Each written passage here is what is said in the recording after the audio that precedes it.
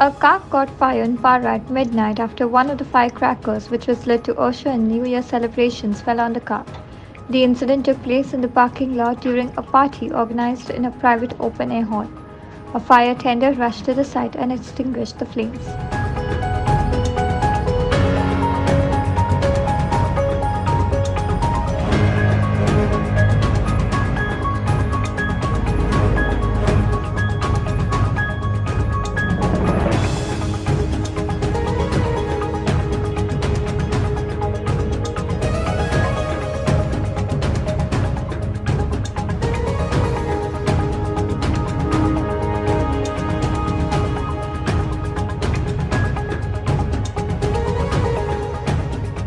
Clinton D'Souza for Herald TV.